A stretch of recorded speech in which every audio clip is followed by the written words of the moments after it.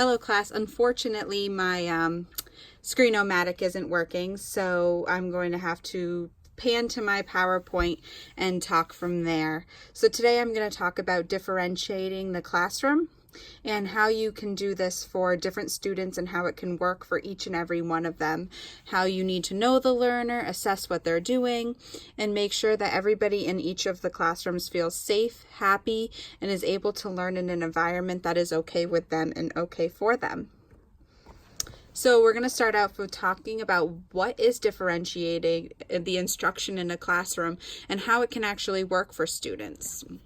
And the first big thing is you need to be responding to a variety of students. So you can't just be looking at like one or two students who need differentiated instruction. You need to make sure that this pans to most students and that you're working together with each and every one of them so that they're able to learn and get the environment they need. You need to do this based on the readiness of the student and their learning profile. So each student has different likes and interests. Some might be more interested in doing hands-on activities, whereas others might be more interested in doing like a PowerPoint or working in a group. Some like to work alone, so you need to make sure you get each kid involved in the way they would desire to learn. You can do this through content, process, products, and learning environment. And through the next slides, we're going to learn about each one of these four and how it can work in the classroom for the students and why differentiating classroom in these four ways is okay to do.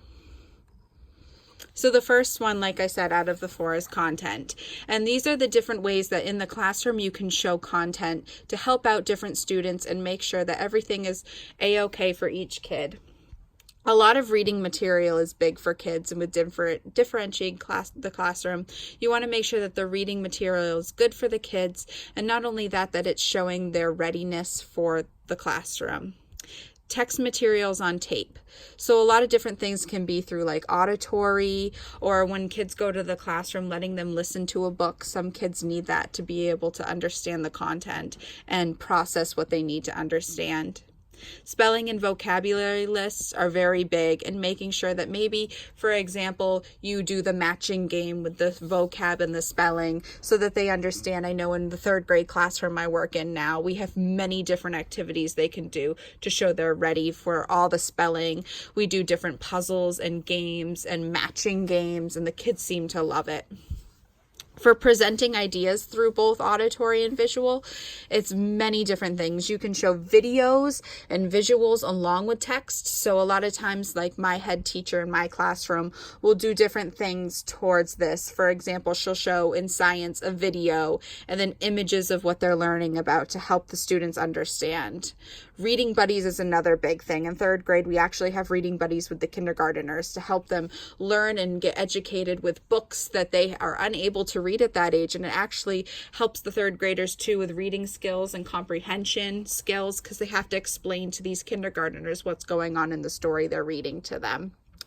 Meeting to reteach ideals and skills is huge, but not only for that, making sure that you extend these learning ideas and for the advanced kids, making sure that if you see a kid is more advanced, maybe in the maybe you have a vocab packet for the week that the kids do, and you have a couple different packets that you give to each students for the students that tend to struggle with the activities, students that tend to be more advanced with the activities, so that everybody can work at their content level and get the needed education for themselves. The next one is process, and for process, this is the second one out of there, this will show different ways that you can actually help in the classroom.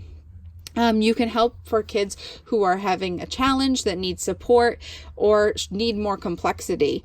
And so you want to make sure that you, like I was saying, get to each of those levels. So having different interests and centers. So our third graders, we have a lot of kids in our class actually that are really intrigued in baking. And so maybe for one of our science activities, if we're learning fractions, we bring in a bunch of measuring cups and we have the kids learn through baking or making something, or even bringing in fruit and having them cut it into sections and explain to them what fractions are. Doing different activities with their interests so that the kids are more engaged is very important.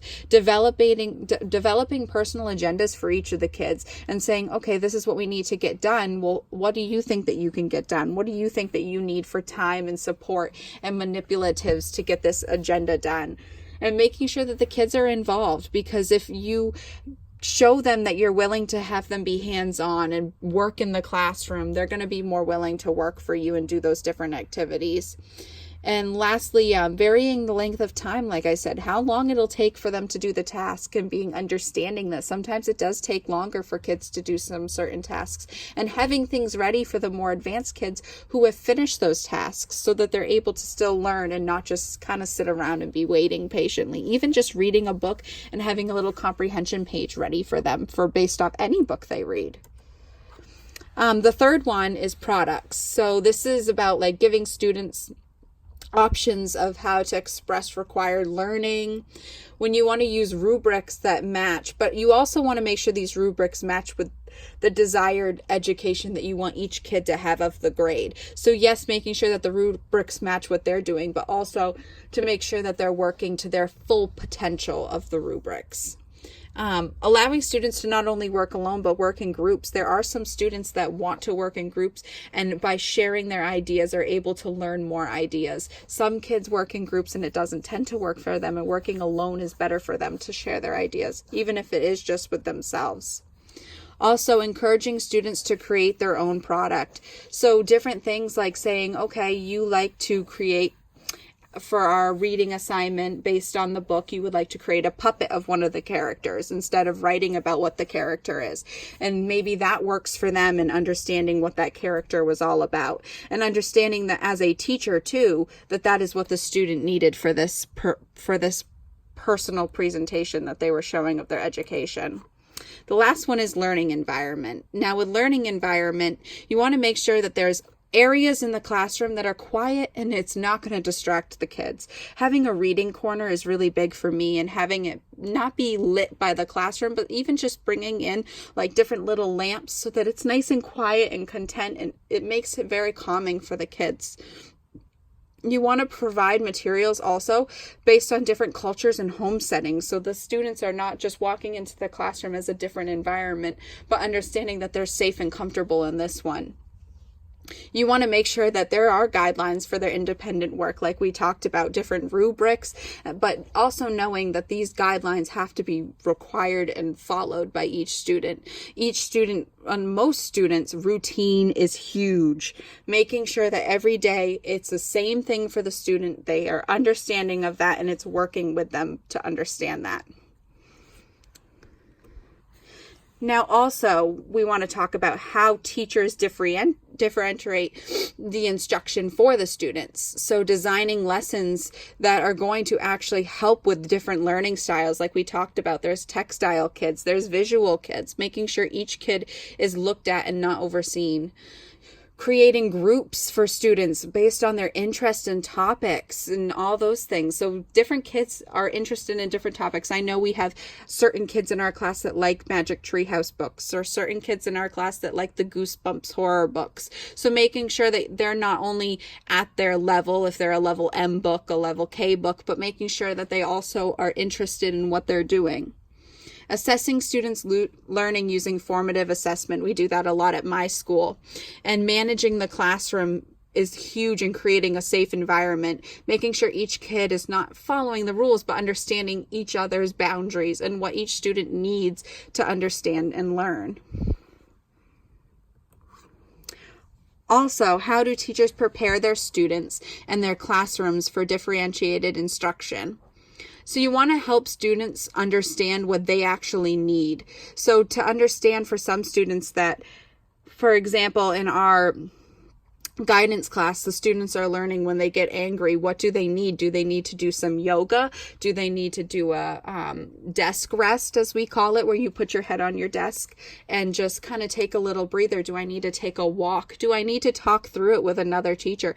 But understanding what they need to get their work done is huge. Creating a classroom within areas that encourage learning. So making sure that if a kid is likes to move around a lot, that maybe if you give them a yoga ball to sit on instead of their chair, maybe that'll help them with the little bit of fidgeting that they really need to do.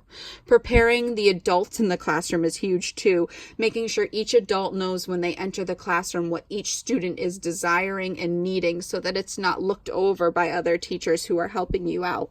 And you can do this through showing them the manipulatives that you use in your classroom. And even a manipulative such as a yoga ball is very big for other teachers to know if they're to bring their kids to the back table and work with them, to know that if they do bring that yoga ball with them, they'll be more focused and ready to learn.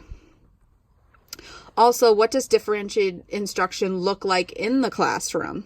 So we talked a little bit about this in the 4 different areas we talked about. But like we talked about with the matching vocab words, you want to read passages and relate it to the questions. You want to provide all these textual visuals and word learning for the students. You want to allow them to listen to their books if they desire to. Reading and writing is huge too. Writing a book report, there's different things at different levels that are huge for students.